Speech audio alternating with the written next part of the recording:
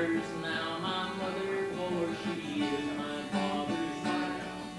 To complicate the matter more, although it brought me joy, I soon became the father of a bouncing baby boy. Oh, I'm my own grandpa. I'm my own grandpa. It sounds funny, I know, but it really is so. I'm my own grandpa.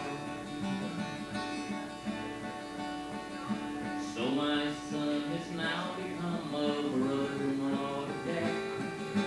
So became my uncle, which has made me very sad.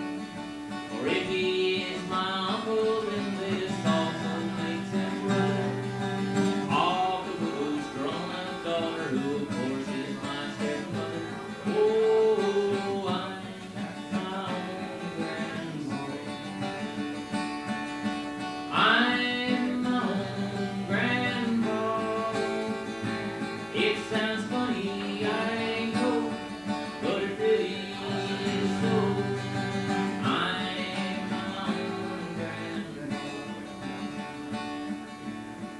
My father's wife then had a son who kept her on the run. He became my grandson, for he was my daughter's son. My wife is now my mother's mother, and this makes me blue.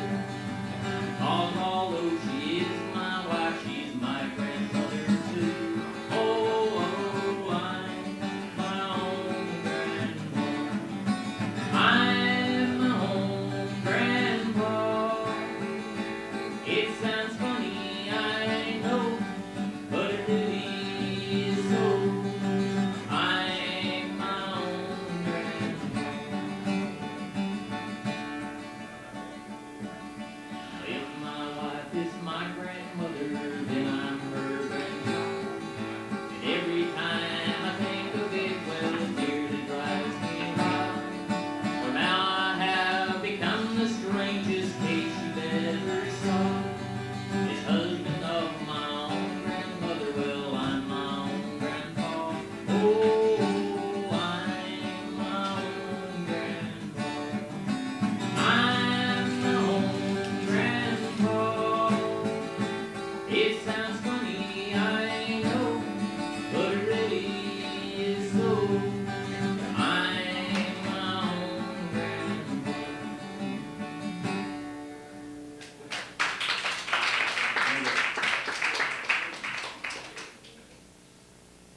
My grandfather was born in 1854, and he hung around on this planet until 1963.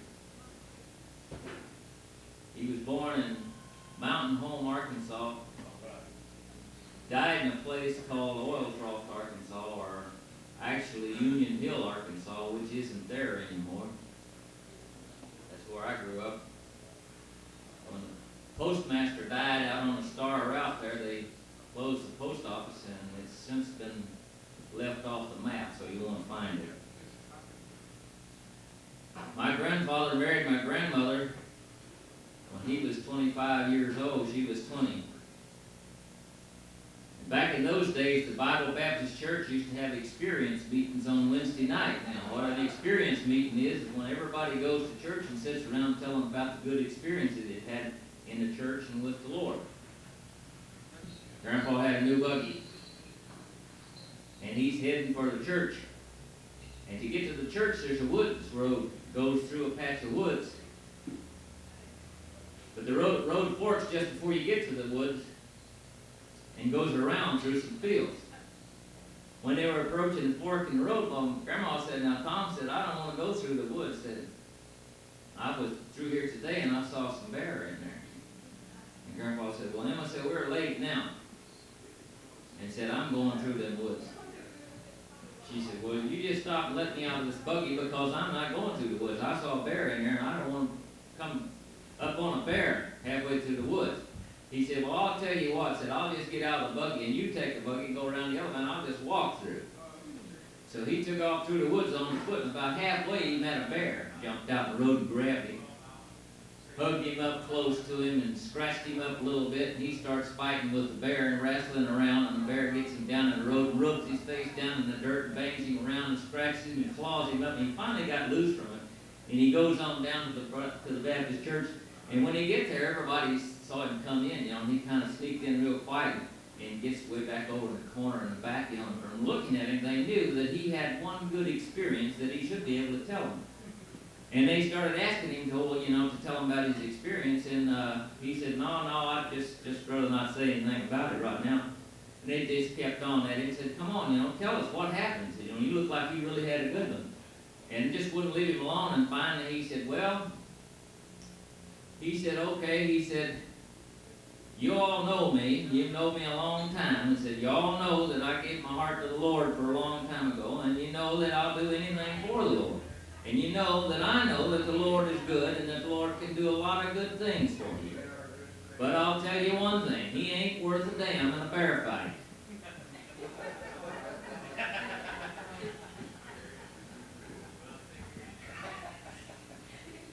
What I would like to do now, I would like for some of you who have some stories, and I'm sure somebody does, come up here and tell it. Okay.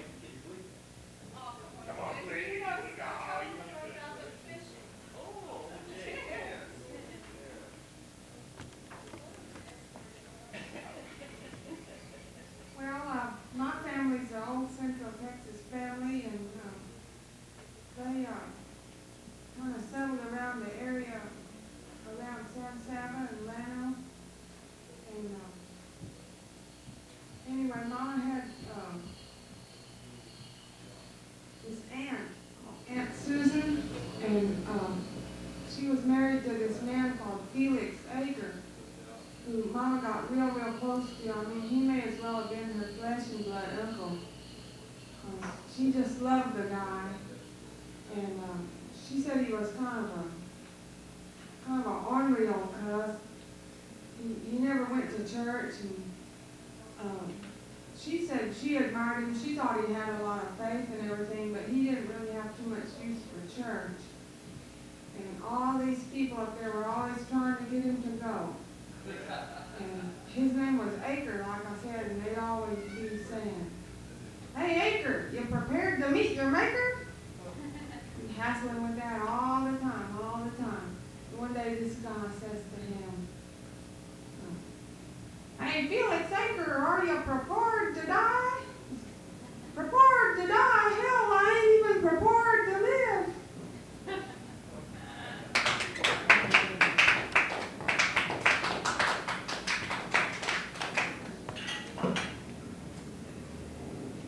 When I was growing up down in Oil Trough, Idaho, Arkansas area, I had an uncle that lived over there, and his name was Henry Court. Henry was kind of a strange guy, stayed off drunk most of the time.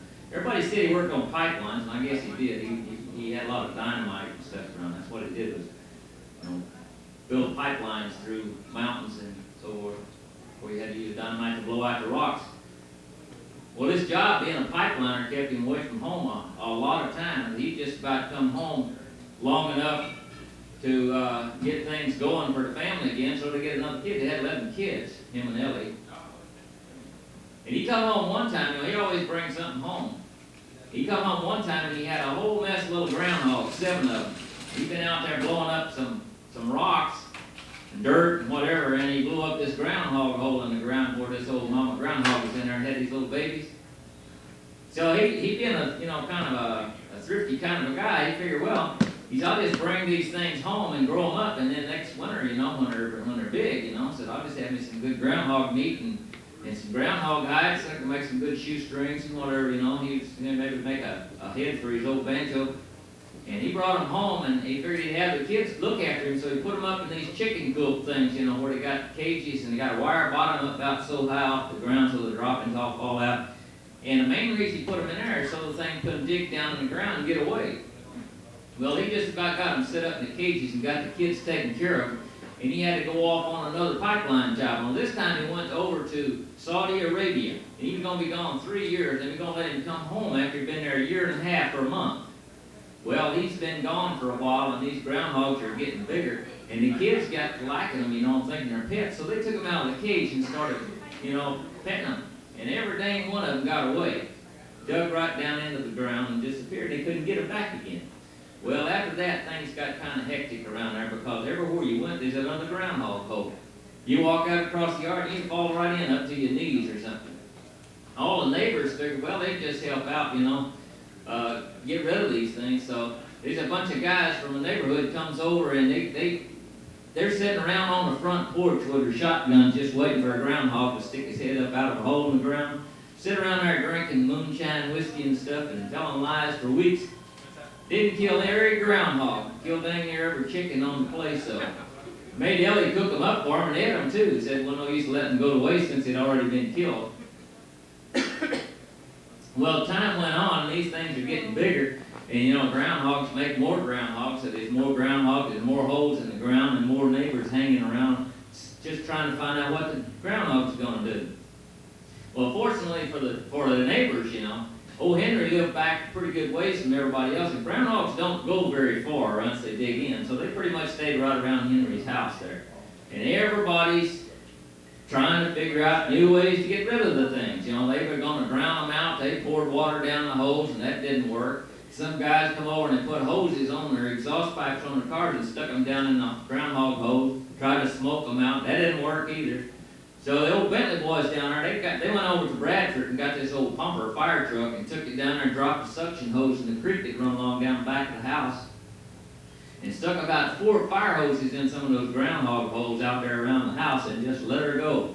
And what happened, they didn't kill any groundhogs that they know of, but pretty soon, these fire hoses with that high pressure water washed such a cavern out around one end of the house well, this is a shotgun house. You ever see a shotgun house? 4 rooms straight in a row. You got a bedroom and a kitchen and a living room and another bedroom, and they all convert to bedrooms at night.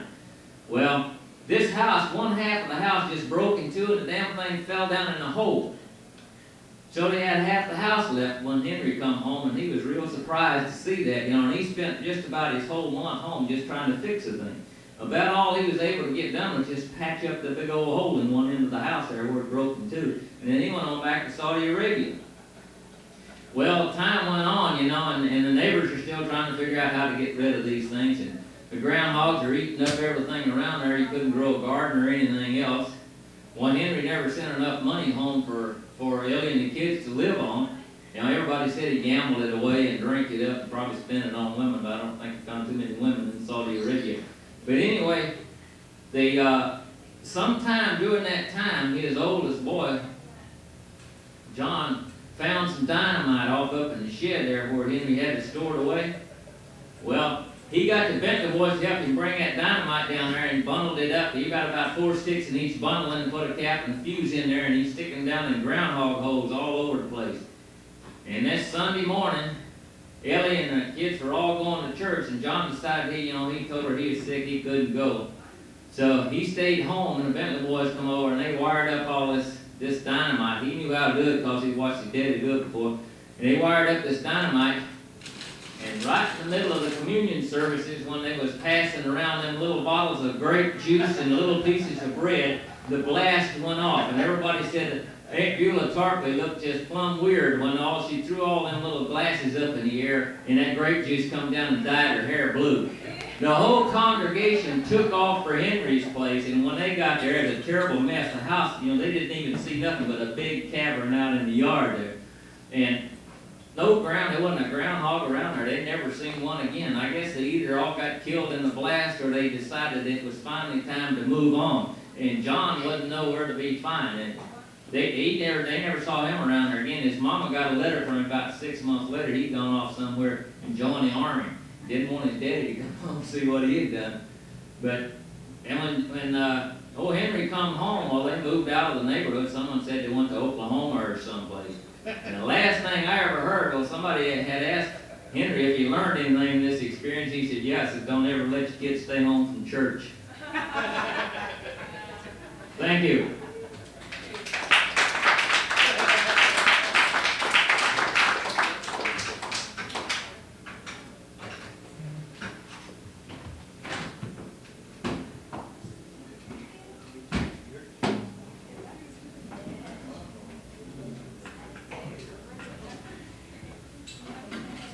That was Chuck Thompson from the Houston Folklore Society.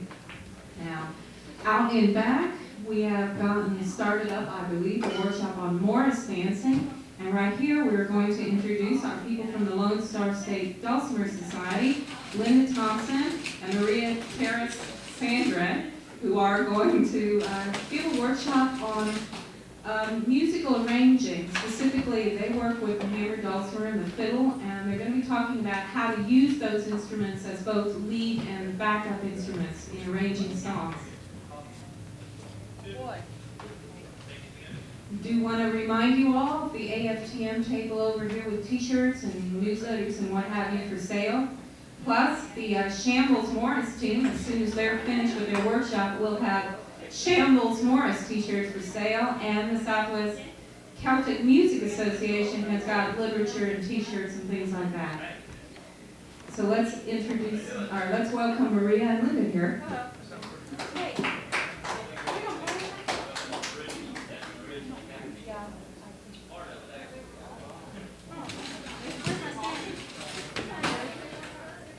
Just a minute.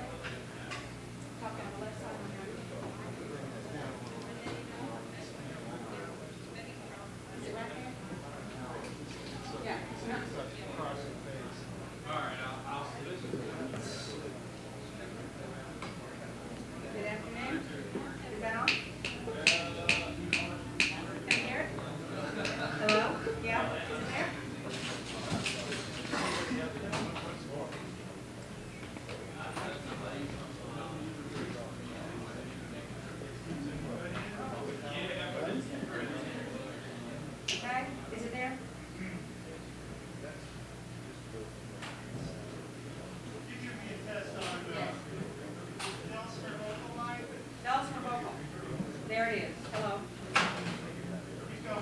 Keep talking. Oh, keep talking. I don't know enough words to put together to okay. In my opinion, there's only one really necessary secret for having good arrangements. Have the great good sense to get yourself a partner who is a marvelous musician and knows more than you do. So if you know someone, we're looking for a person like that. Go home and do likewise. That's the smartest day's work I ever did. What? Okay. In arrangements. I suggest that you start out by choosing a tune or making a set. For the most part, sets sort of happen. I really don't like at all to hear somebody else play exactly what I've heard, Voice of the Lock or Austin or whoever it is. You're not going to be able to duplicate. You're not going to be able to do as well what they've already done. That is true. Well, what's happening really is that performance and those players have come about something that works for them, fits their personalities, and their strengths. What happens, and it works for them. And maybe you can even do that. Must be me. Maybe you can even do a reasonable facsimile of an imitation. Can you hear me if I just speak without the mic? No. And we'll try the mic again. maybe you can do. Girls adjusting the sound. Okay. I see. Maybe you can do a reasonable imitation, but you don't want to be a soloist or a band or a duo, and they say, gee, you heard Linda and Maria play? And they go, oh yeah, you mean they're the ones that sound like so-and-so? And then you go, yeah, that so-and-so really is a great band. Do you have their record? And in our experience, again and again and again, we'll hear people who are marvelous musicians, but then they're playing and you're sitting there going, ah, that's Plank Steve, the Cold and Rainy Night Side 2 Band 3. And you'll hear band after band after band do this, and they're doing themselves an injustice because they're not performing their own music in a sense. It's okay to play other people's tunes. Nobody owns the tunes. They're traditional. It's public domain, all this stuff. But it's, you also limit yourself because there are so many thousand records of folk music, right? There's so many thousand, and each one has 12 tunes, and a lot of them are duplicates. And you go out, and there are tune books and song collections where there are hundreds of thousands of tunes that are not recorded, and there are a lot of real gems if you go looking for them. And that's what we try to do. We learn some tunes that we've heard other people play because we like them, or because they're session tunes, or your mother asked you to, or whatever. But there are also a lot of tunes that are just tunes that we found. A couple of our sets last night are things, we'll get a collection, we'll sit there, they're individually together, and we'll sit there and we'll just play each tune 3-4 times through, see if you like it. You like it, you put a little X by it.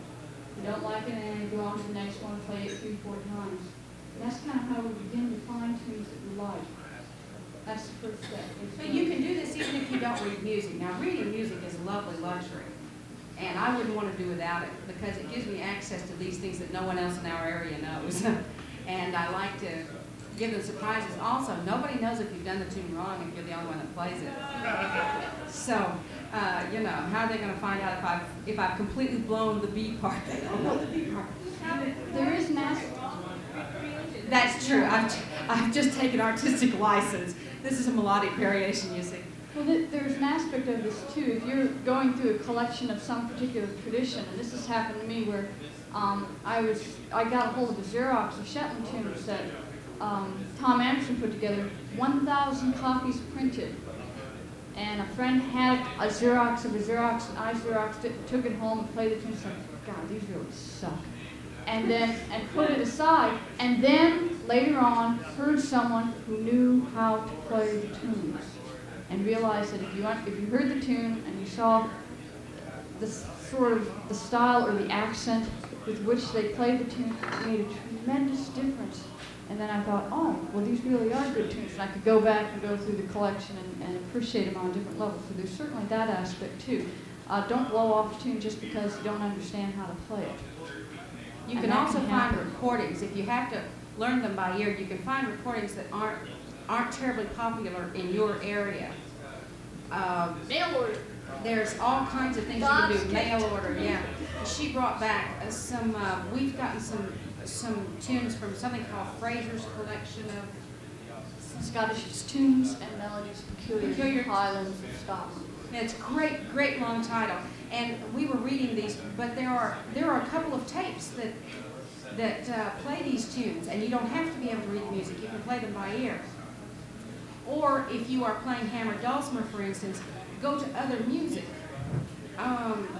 Go to guitar, something else. You can get very traditional tunes off of other people's records, but not in your field.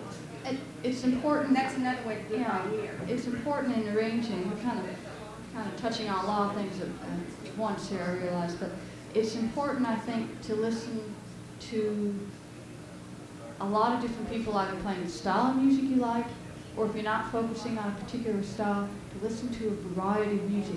And that means traditional music, and that means jazz and classical and Gregorian chants and bebop and just everything, because if it's good music, you can learn something from it. You might not go out and play a jazz group then, but if it's good music, you can learn something from it.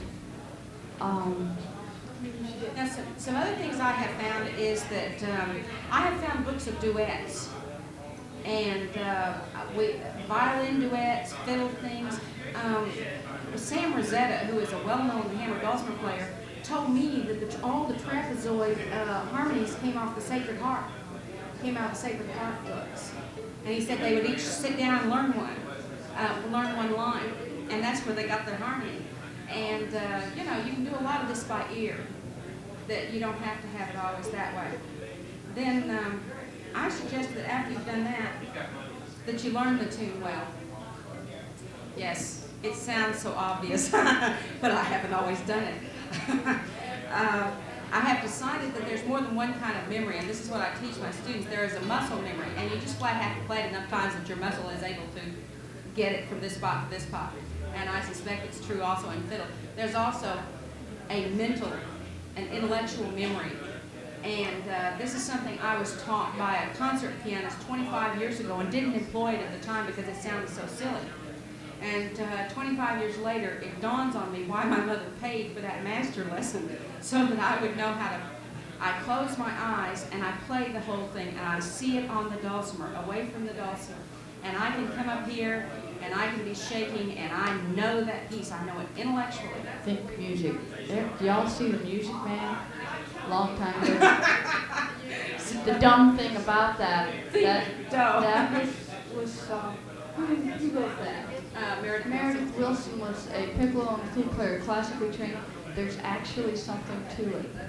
And I have been told that runners do that. The runners say that in the long races that they run it mentally before they run it physically.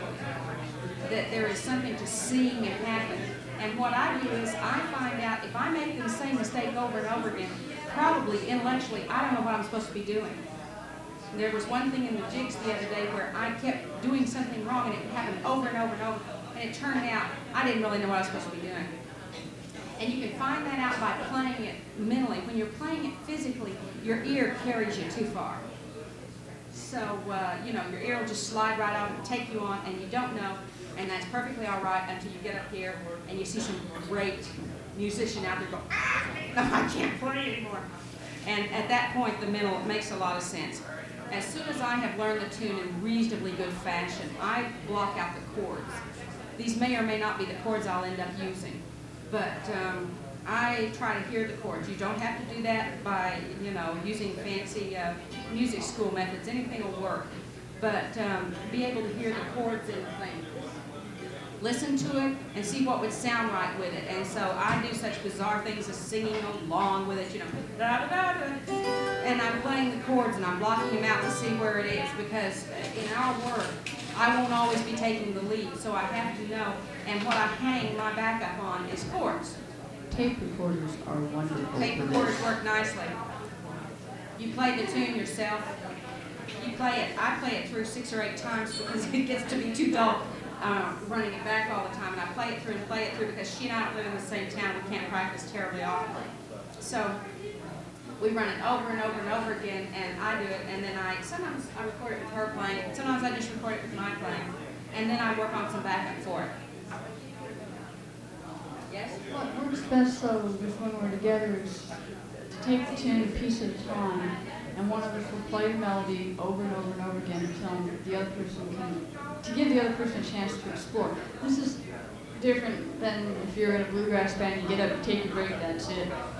And I played in a bluegrass band, that's essentially how we practice stuff. We go through it and take a break. You got it, some nights you got it, some nights you didn't.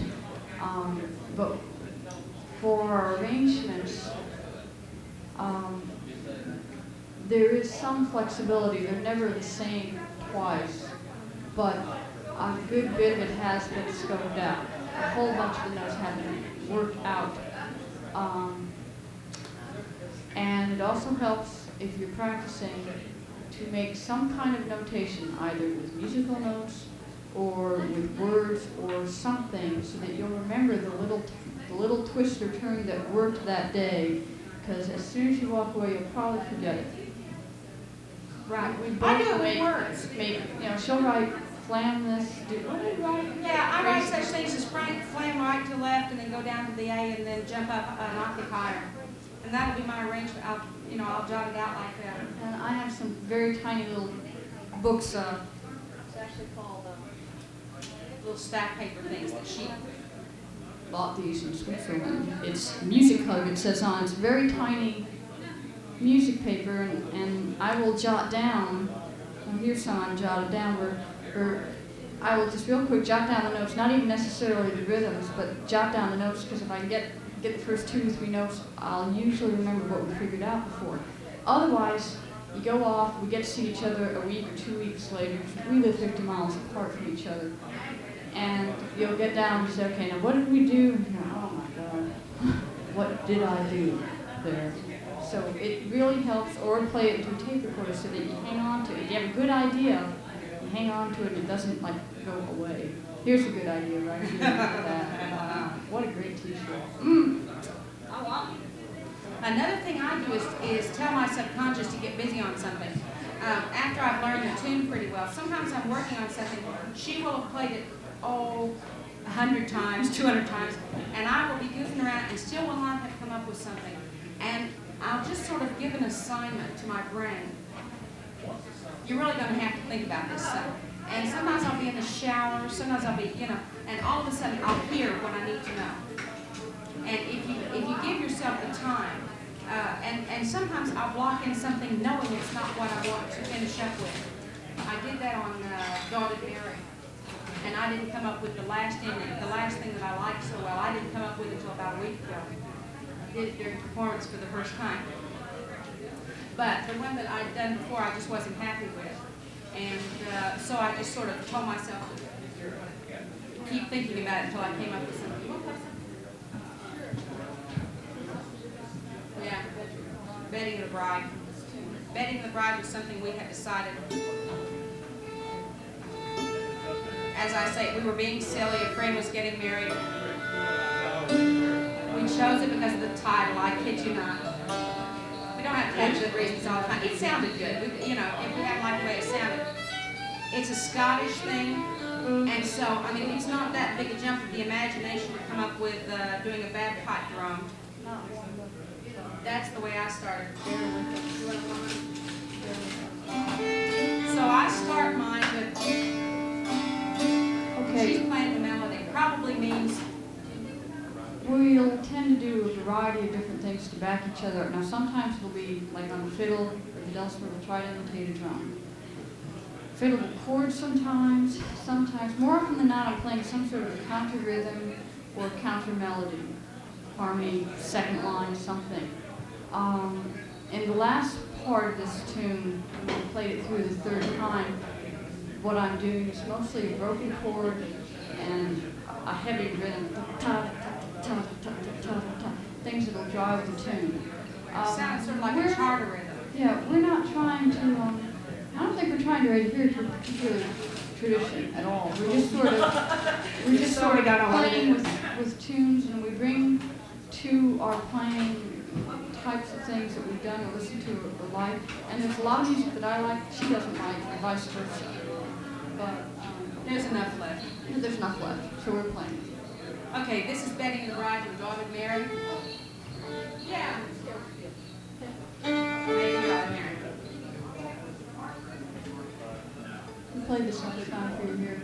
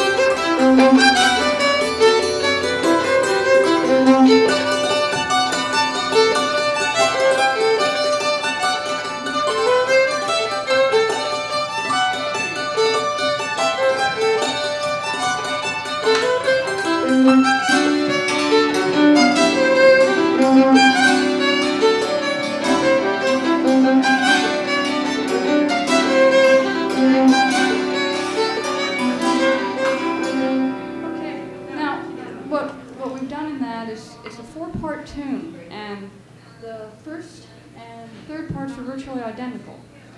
And what we've tried to do is vary it up each time with a different kind of backup in each of the different four parts. I've done 4 different things in each of those parts when she's playing lead. But I don't want to overpower her, and I don't want to be obtrusive, and I don't want to do any of that stuff. But I am trying to provide some sort of a rhythmic variation against what she's doing. I mean, we don't have a guitar backing up, we don't have a piano, we don't have battlefield band, we don't have any of that good stuff. You know, though we love it. I started to say, boy, Boy, give me a that be great. keyboard like they have and see what So- I'll tell you. So, you know, I've got 4 strings, but I've got a good range in this fiddle without even going into position. And, you know, it's important to take advantage of these bass strings on this fiddle, and I also have a nice, good sounding bass on this fiddle, of these bass strings to somehow provide some sort of a back bass, something to her playing. And a lot of times, what I'm thinking of when we're working out arrangements, although it probably doesn't exactly come out, but somehow back there, ultimately, there's a walking bass, or there's something, or there's a jazz bass, or something in the back, which is the source of ideas for me. And it'll change, but like, one of the things, in the second part,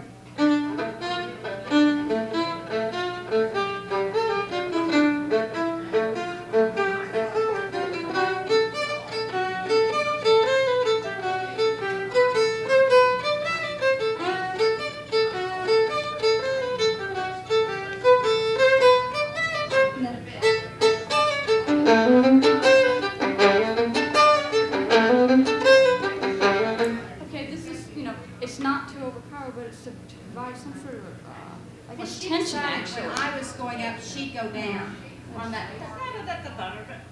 She wrote that. She writes her stuff and I write mine, almost exclusively, except for when I get stumped and she gives me a hint. But anyhow, I remember you said, yeah, on this you did. You really did. I said, I can't think of anything for the first 2 parts. And you said, do the same thing again. I said, okay. It's true. Listen to each other. It's real easy to be playing together and just listen to And not yourself. playing together. But, and then there's always the danger of over-arranging. You do something different every single time. And our solution is to play the melody together. Then at that point, it's just to restate that melody. It comes across as a stronger statement than if you played it 4 times through and you just played the melody together 4 times through, which is fine, which is wonderful. You ornament it, do different things.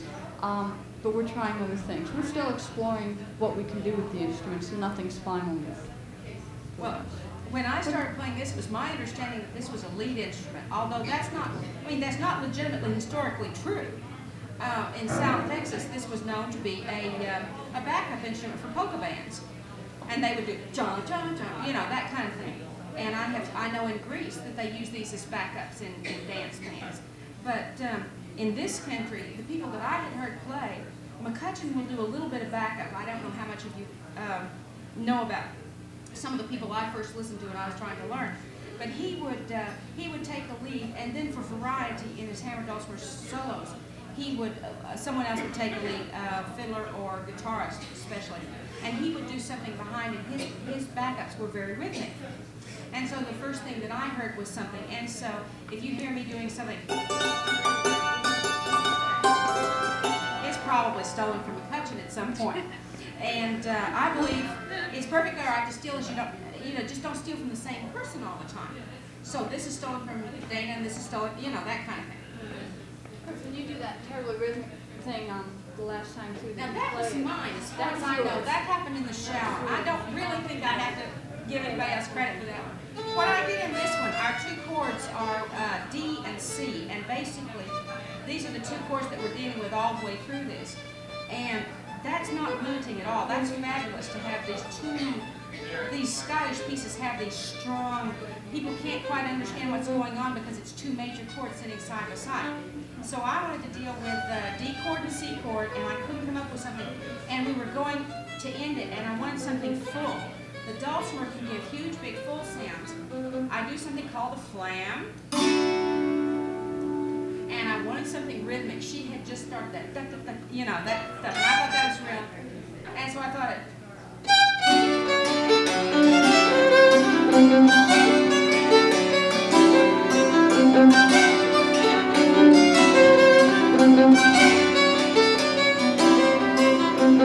that's the end of it. And we were building, and of course we go into another piece at that point.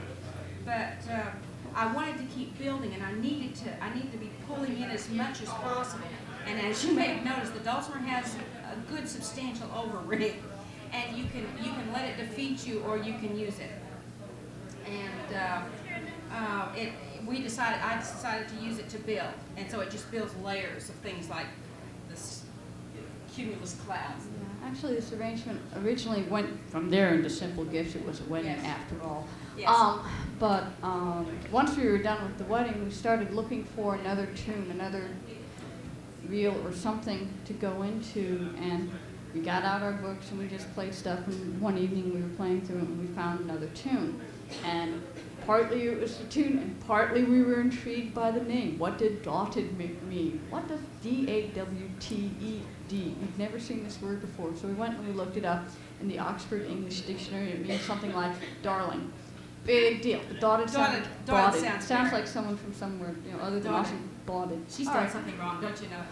Dotted. Dotted. And it made a nice transition. Yeah. Let's hear it. It's just one of my favorites. And this is one of those tunes. Have you ever had a tune you didn't have to learn?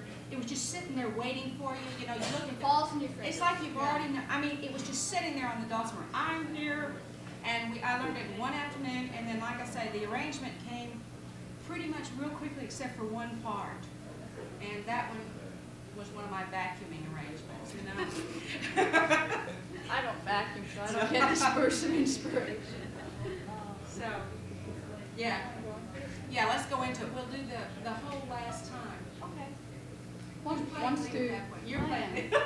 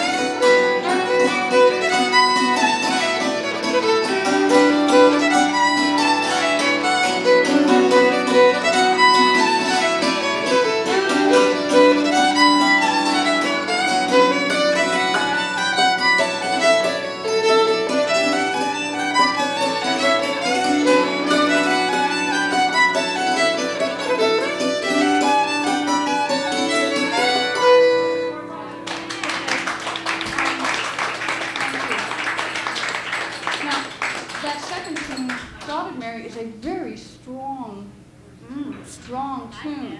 It's a neat tune, very simple tune, basically, but it's a very strong tune. And these are pipe reels, I guess, originally, and there's been a conscious choice, at least in the fiddle part, to minimize ornamentation. And that's a choice of personal taste. Like minimize. Both of those are from the Fraser collection, which is just recently became available again. Fraser collection's Cape yummy. Breton, Scottish Cape Breton tune. You can get it on There's tape some or you can get it Wonderful in book tunes in form. that book, and I think Andy Sprinthal carries it, and probably Yeah, Elderly I know that. or Lark in the Morning might, I don't know, but Yes. there's some luscious tunes in there. So the choice is to play a very straight, strong statement of the tune in that. And the middle part was sort of Scottish. It occurred to me that without changing too many notes, I could sort of kind of do a quasi-strat spay rhythm or something, which provided a contrast from the really kind of strong pom pom pom that she was doing when she was backing me, and it was also different. It seemed like a good idea at the time. So we did it, and it doesn't seem to fall apart completely, so we've kept it so far. All these things, none of this is written in stone. None of it's written, period. None of it's written, period, actually, Yeah, except for the tunes. I know that she changed one note, which changed a chord. When she brought this to me, I hadn't read this, and she had already sight read it. And she says, this is a great tune. And she says, I think it'd be especially nice. And there was one note Where the difference. tune was.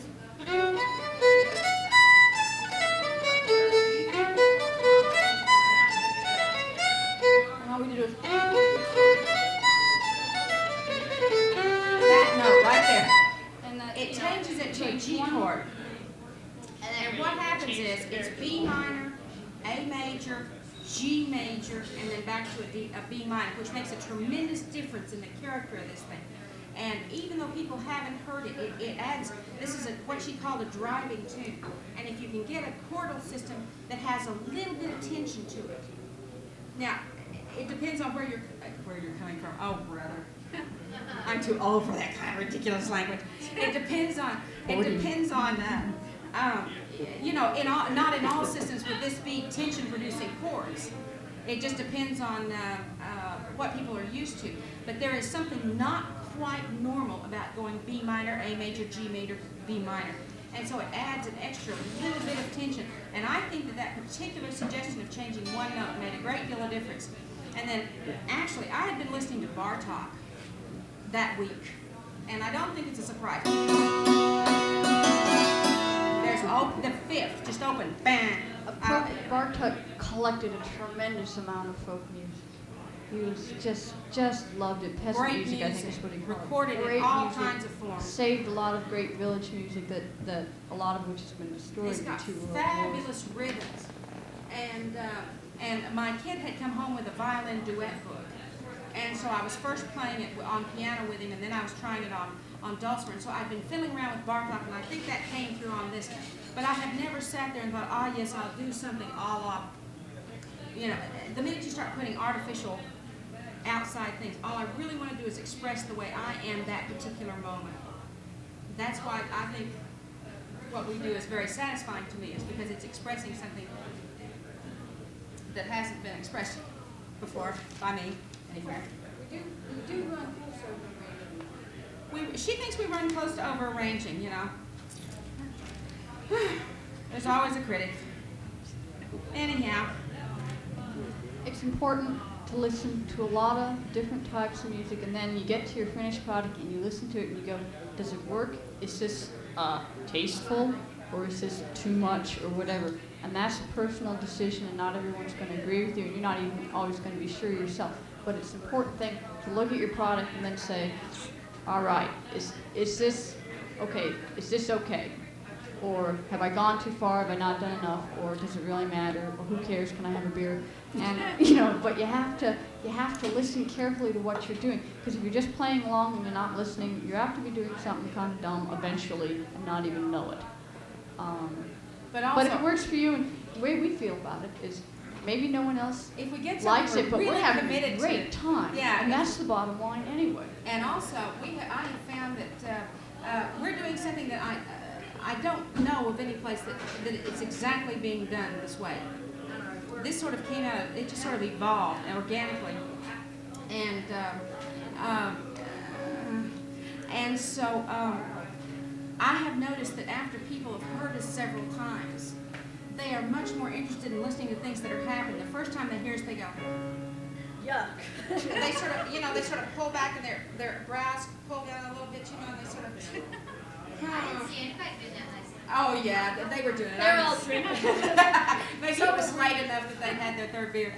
But, Play bars. yeah, play bars, they're always so friendly. Warm.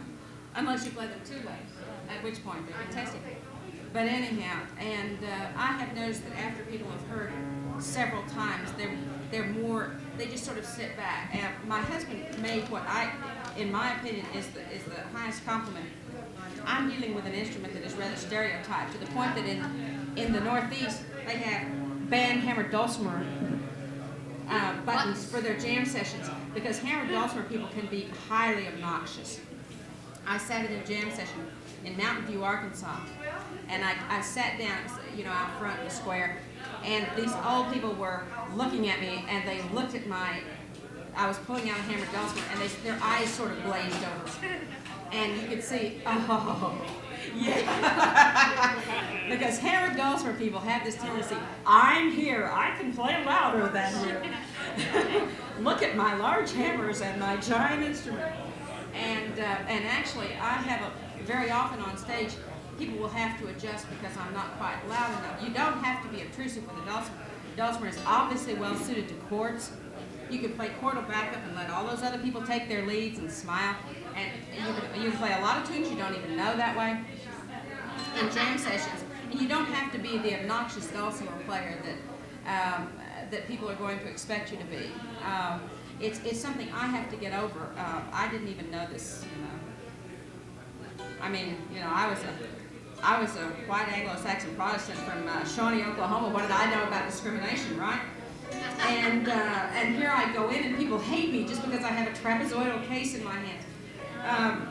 But anyhow, someone said to me just the other day that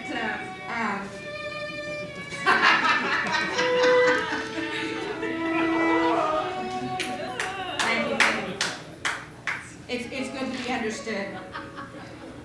But anyhow, someone said to me the other day that that particular night we had played extra well, and they said it ceased to be a dulcimer; it just became a musical instrument. Yes. So you see what I'm facing, and actually that is something that comes up. You're having to think beyond. I'm playing a dulcimer and she's playing a fiddle, and we have all kinds of limitations. If you're just making music, you have a great deal more things. I tend to listen not to dulcimer players. I'm trying to learn backup, and so I listen to Kelby Clark. I was listening to McKenna record. He's playing pipes and she's playing harp, and I am listening to marvelous things that she's doing that are very, very accessible on the dulcimer. I'm listening to Ocean, and he starts out something. Now, I stole that note for note. The first part of My Love is a fair something or another. And he's pulling an A chord and then a G chord. And so I just stole it. I don't always do that, but occasionally I do. I was listening to a guitarist, Dan Crary. I was listening to Dan Crary at Winfield, and he was doing such a neat little thing. Took it. I mean, within a week, I had it right there in the middle of that arrangement. Listen to other instruments and begin to think of what's possible for your own instrument. Talk about a walking bass in something, and there's all kinds of places you can get ideas, and I think it's much more creative to be listening to something and thinking, what of this could I take and interpret for myself? I listen to fiddle, and the fiddle is double stopping, and so I go, I can double stop, that kind of thing. And there's all kinds of ways that you can take from other people. We're at 3:25. 5 minutes. We know nothing else about arranging. What can I tell you? Play another song. What do we know, Maria? Play Melancholy. How about Temptation?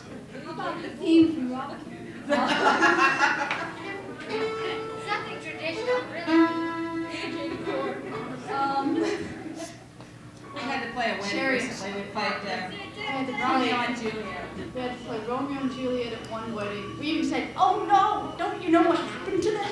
You don't want that at your wedding. Another wedding recently, they wanted us to play Devoted to You, Devoted to Everly You. Brothers. I bet you never had to do Millie. No, but it'll come up. But it'll come up. I've got a new set of rules for weddings that I can tell you. I give them a contract this long. Let's now discuss the things I won't play. Yeah, a jig cent That's fun. taken out of Donna Hines' Red Book.